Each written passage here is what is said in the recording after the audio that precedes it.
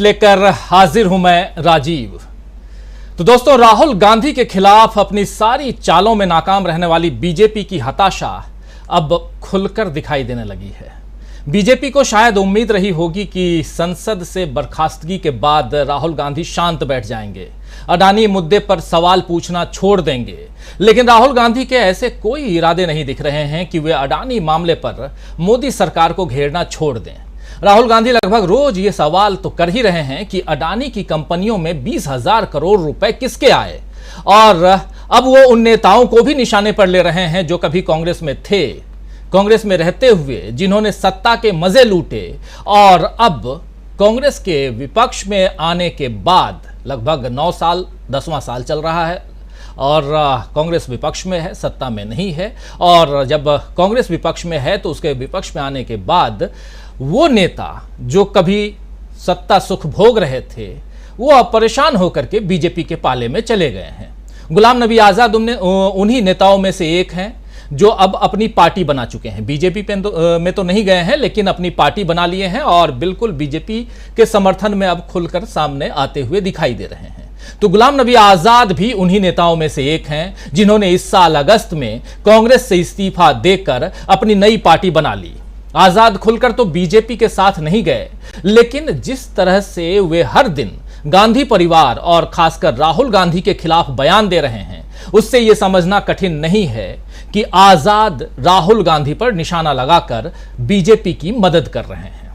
राहुल गांधी ने अभी अडानी मुद्दे पर पीएम मोदी के खिलाफ मोर्चा जो है वो खोला हुआ है, तो आजाद ने बयान दे दिया है कि राहुल के भी अवांछनीय कारोबारियों यानी अनडिजायरेबल बिजनेसमैन से रिश्ते हैं।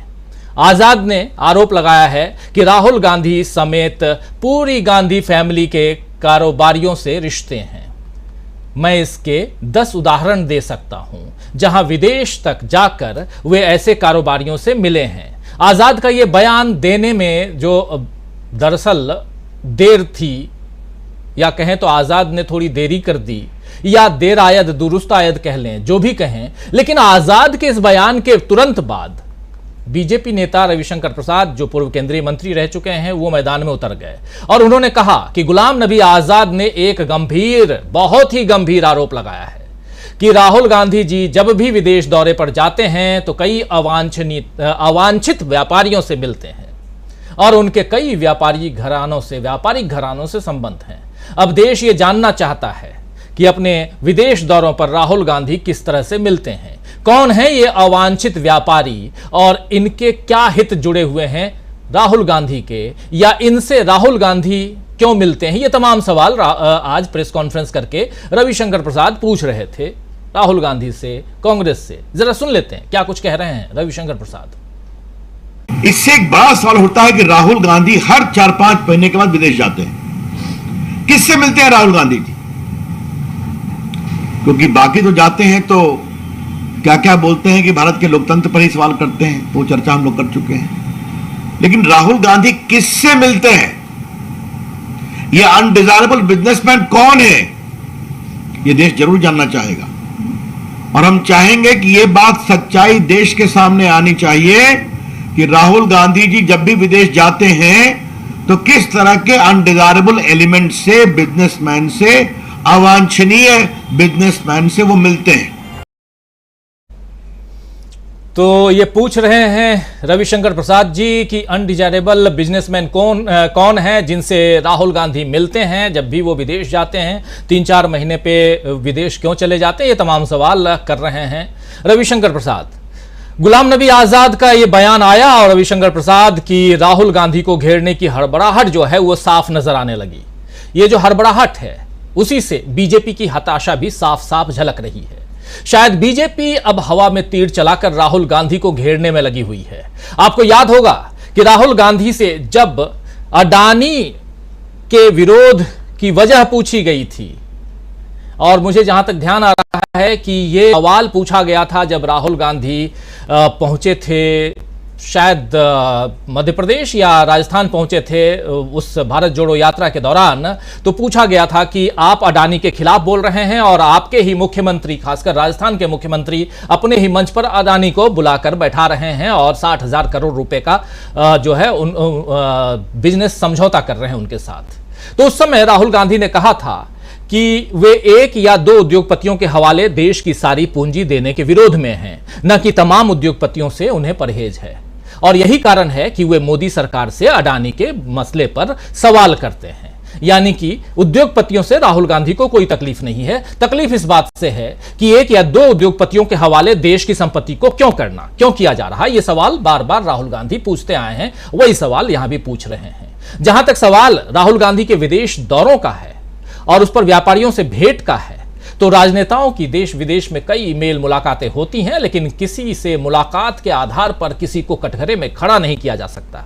अगर गुलाम नबी आजाद को ऐसे अवांछित यानी अनडिजायरेबल बिजनेसमैन या अनडिजायरेबल लोगों से या लोगों के बारे में मालूम है जिनसे राहुल गांधी की मुलाकात होती रही है, तो वे सीधे सीधे उनका नाम बताएं।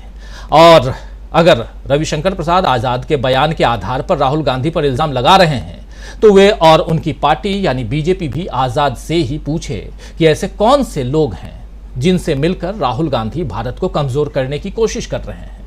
फिर तो ये यूएपीए का मामला हो जाएगा। कुछ तो करो।